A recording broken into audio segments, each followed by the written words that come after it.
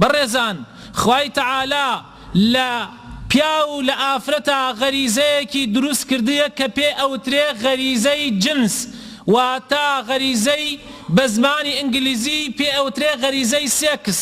غەریزەیەکە بە کوردی لای خۆمان غەریزەی زاوزێکردن. خوای تەعالا بۆ ئەوە دایناوە کەوا تۆ وەکو ڕەگەز وەکو جنس لەسەر زەویە بمێنی ئەی مرۆڤ بۆ ئەوەی زەوی ئاوادان کەیتەوە، و بۆ ئەوەیشە حکمتێکی تر لە حکمەتەکانی عولەمایان ئەفەرمن تا وەکو ئینسان هەست بە لەزەتی بەهەشت بکە.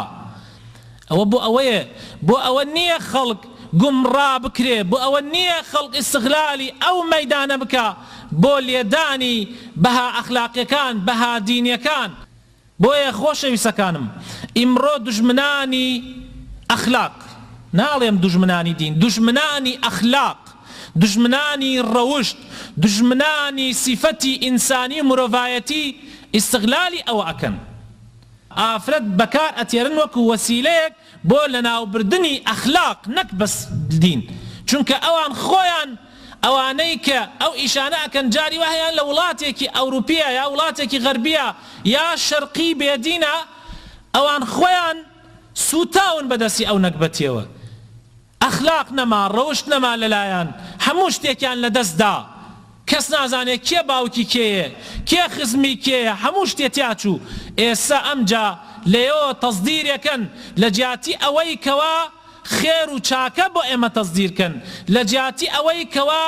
ملەتی ئێمە ببۆژێننەوە ئەڕۆن چیمان بۆ ئەنێرن بێ ئەخلاقی و فەسادەکەمان بۆ ڕەوانەکەن.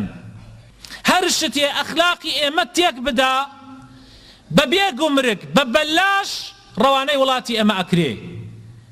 قەناتە فەزایەکان و سەتەرلایتەکان بە بەلاش ئەنێررێ بە وڵاتی ئێمە، هەر حەساو کە بە بەلاش لای خۆیان زۆر گرانە. بیرە و عارق و مەشروبات و ئەو شتانەی کە ئەخلاق کە عەقڵی مسڵمانان لەناو ئەدا بێعەقڵیانەکا و ئەیان باتە ڕیزی وڵاق و کەروگاوە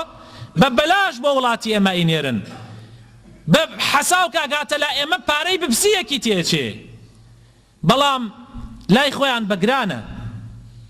بەڵام نەوتەکەی خۆمان، بنزینەکەی خۆمان، غازەکەی خۆمان، گازەکەی خۆمان لە لای ئێمەوە ئەیبەنەوە خۆیان بە هەرزان ئەیسێنن، هی ئێمەیە خۆیان بە هەرزان ئەیسێنن، بە هەموو نەوعێک موامەرات ئەکرێ، مەسفا نەما، گشتیان تەقانەوە بە هەموو نەوعێ موامەرات، وا نەزانن یعنی هەمووی موامەراتە ئەبرێت لەیرۆ ئەبرێتە وڵاتێکی تازە تازە ئێمە نەوتمان لە کازاخستانەوە بۆ بێ کە خۆمان وڵاتی نەوتین. ئەمە موامەرەیە لە ئێمە ئەکرێ، موامەرەیە لە حکومەتی ئێمە ئەکرێ، موامەرەیە لە وڵاتی ئێمە ئەکرێ. دەی ئەبێت ئێمە ئاگامان لە خۆمان بێ لەم مەوزوعانە، ئەبێ وریابین هەموو شتێکی ئەوان قبول نەکەین، هەموو شتێکی ئەوانمان پێ باش نەوێ، وا نەزانین ئێمە ئیمڕۆ بە ئیسراحەت دانشین ئەوان ئەمان هێڵن، نوێژ بکەین، عیبادەت بکەین، خوا بپەرستین، ئەخلاقمان باش بێ، ڕۆژمان چاک بێ. یەکێک لەوانە ئەڵێت من تعجبم لەوە ئەتێ ڕۆیمەتە قەتەر سیارەکەم تا بەیانی لەسەر جەعدە بووە و هیچ ترسێکی لێ نەبووە. قەنەعەتم وایە ئەگەر قاپیەکانیشی قفڵ نەکرایە پارەکەشی تیا بۆیە ترسم لێ نەئەبوو. ئەمە زۆر عەجیبە، ئەی باشە لای ئێمە بۆچی ئەی خەینە گەراجەوە چەند قفڵی بۆ ئەکەین و لەبانەوەی شار ئەدزرێ و پارەکەمان ئەبن، چۆن ئەبێ ئەم وڵاتانە ئاوا بن؟ ئەی تۆ سەیرکە، پیان خۆش نییە ئێمە ئەمن و ئاسایشمان تیا بێ، پیان خۆش نییە ئێمە برای یەک بین، پیان خۆش نییە ئێمە تەبابین. بۆیە موامەرەی گەورەمان لەسەر ئەکرێ. یەکێک لە گەورەترین موامەران مەسئلەی ئافرەتە. ئەبێ ئێمە هەستکەین کە ئەو مەوزوعە ئەدا لە بن تەمەڵمان، هەر ملەتێ ئینەمە الئومەم الئەخلاق ما بەقیەت، ئومەتەکان گشتی ئەساس و ڕەگی هەموو ئومەت، یعنی ئەتوانی بڵێ بنەمای هەموو ئومەتەکان لەسەر ئەخلاقدا مەزراوە، کە بنەماکەیت ئەخلاقەکەیت دەرکرد و بنەماکەیت لادا ئیتر وەسەر چیوە ئەوەستێ خانوو سقف وەسەر چیوە ڕائەوەستێ مەجبور تەبغە بێتە ناوی. بۆیە پێغەمبەر صلی الله عليه وسلم لەم تاوانە زۆر بەخەتەر یعنی ئیشاراتی پێدا پێغەمبەری خوا صلی الله عليه وسلم فەرمێ صنفانی من ئەهلی النار لەم ئەڕەهما، دوو کۆمەڵ لە ئەهلی جەهەنەم دێن من چاوم پیان نەکەوتووە تا ئێستا، نەیانم بینیوە. قوم معهم صياط كأذناب البقر يضربون بها الناس کۆمەڵە خەڵکانێکی زاڵمی ستەمکار دێن بە قامچی خەڵکەدەن لەبەر بە قامچی تەعامل لەگەڵ خەڵکا ئەکەن ئەو زاڵم و ستەمکارانە کە نیوەی ملەتەکانیان تەواو کرد لەگەڵ ئەوانەیە لەگەڵ ئەو پیسانەیە لەگەڵ ئەو ستەمکارانەیە پێغەمبەری خوا صلی الله علیه وسلم فەرمێ ونساء كاسيات عاريات مائلات مميلات رؤوسهن كأسنمة البخت المائلة أفرمي وكومل خلقانك تريش آفرتانيكن كدين نعنم بينيوا يكميان أو ظالم السمكارانتاني كبقمتشي تعامل لقى الخلقاكن دوهميان كومل آفرتانيكن دين بوشتن روتن نيوي جاني عندا بوشيه ونيوي عندنا بوشيه على أساس كالبلك هاوبان بيستي لاشيان وبلام حمو جاني دياره نايا پانترون پانتوریەکە کردیانە پا قەمیسێکیان کردەتە بانی لە هەموو لایەکەوە شەقشەقیان کردە و ناوە مانتۆ لەوە دوایش دەسڕێکیشی بەستێتە سەرەوە پێش دڵی خۆشە محەجەبێ ئەمە بۆ ئەوانەی کە با بڵێن على ئەساس محەجەبن على ئەساس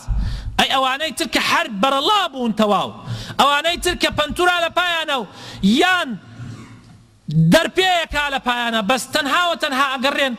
ناو خەڵکە نە شعور نە حەیا نە ئەخلاق هیچ نەما باوکێک لەو باوکانە تۆزێ غیرەتە ئیگرێ گەرەکێتی بچێ بۆ بازار کچەکەی و ژنەکەی تەبی ئابایە کە داتە سەرا و فۆتەیە کە بەسێت و عادەت لای خۆمان پیرەژنە کەس تەماشای ناکە ئەو پەڕی خۆیە پۆشێت پیرەژنە کەس تەماشای ناکە ئەو خۆیە پۆشێ کچەکەیشی بەڕوت و قوتیەکەوێتە تەکی ئەو شەڵێ کچم خێزانەکەی لە تۆز بێسم تا منە ڕۆم ماڵ ئەچێتە ماڵ ئەوی شۆرتێکە کاتە پاو فانیلێ عەلاکا کاتە بەری و ئەکەوێتە شوێنیان باوە چیەکەی کچەکە ئەڵێ باوە چیەکەی حەیامانت برد چۆن ئەژە کچم ئەی تۆ بۆ حەیای منت نەبردیە بە شۆرتێک وە دەرچوویتە لە ماڵ من بۆ حەیای تۆ ئەبم پیاوێکم و اعتیادیە و حەڵاڵیشە من ئاوا بڕێ بکەم يعني تۆ بۆ حەیای تۆ بۆچی خوای گەورە ئەفەرمێ پاتیش وە دەشتۆ بێ حرامە تەنها هەردوو دەست و هەردوو لەپتوو دەم چاوت بەس ئەوە نەئەبێ بەدەشتۆ بێ ئەویش ئەو کەلبەلەکەی تریش ئەبێت تەسک نەبێ ئەبێت تەنگ نەبێ ئەبێت تەنک نەبێ ئەبێت زەرەق و بەرەق نەبێ لەبەر ئەوەی سەر لە گەنجان تێک نەدەی تۆ بۆ ئەتیادیە دەرئەچی بە شۆرتێکەوە هەتا ئەڕۆیت و تێی تۆ کێ دبینێ بە زینا بۆت حەساوە بە فەساد و بێئەخلاقی بۆت حەساوە تۆ بۆچی ئاوایتە بۆ من کە کەس سەیرم ناکە پیاوێکی اختیارم شۆرتیا لە پامە بۆ من حەیای تۆ ئەبم یعنی بەڕاستی براینە ئەو پەنتورانایی کە یەکەینە پای کچەکانمان خۆمان لە ڕۆمان نایە بیکەینە پامانەوە کە پیاوین ئەی قەینا چۆن رازین کچەکانمان 12 ساڵ و 13 ساڵن و بالغ بوونەوە بیکەنە پایانە یعنی چۆن رازین دەی غیرەت کامتان قبوڵێکە ئەوە دەی ئەو کچە لە دەست دەرەچێ بەیانی ئەم جا هەزار پەنیترت پێدا لەوە ڕۆی دوای لە دەست دەرەچێت تەواو ئەڕوا بەس بە ئەخلاق و قسەی لەگەڵا بکە خۆ من ناڵێم لێیدە ناڵێم تەعدای لێ بکە بەس داینە بڵێ کچم وەک ئەو پیاوە بکار وەک ئەو پیاوە ڕۆژێک توریش ئاوا تراکسۆ دێ بکە پا وەک ئەو چۆن تراکسۆدا لە پایە دەرچووە لێ بزانم دەرەچێ لێلتا دەرناچێ لێلتا دەی تۆ شەر ئاوا تەمەیەکی ئاوای بکە عاقڵانە باوکانە بەڵام ئێمە غیرەتمانەوە قبوڵەکە بەڕاستی غیرەت نازانم ئایا ئێمەش گۆشتی بەراز تێکەڵ بەو گۆشتە معەلەباتان ناکەن ئەینێرن بۆمان ئێمەش غیرەتمان نەما بێ نازانم تۆ بڵێ گۆشتی بەرازە و ئێمەی خۆین خەبەرمان لە خۆمان نەبابێت چونکە گۆشتی بەراز غیرەت نایێنێ لە ئینسانە ئێمەش خەریکە غیرەتمان نامێنێ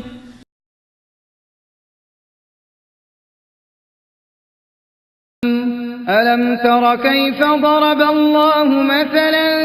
كلمة طيبة كشجرة طيبة أصلها ثابت وفرعها في السماء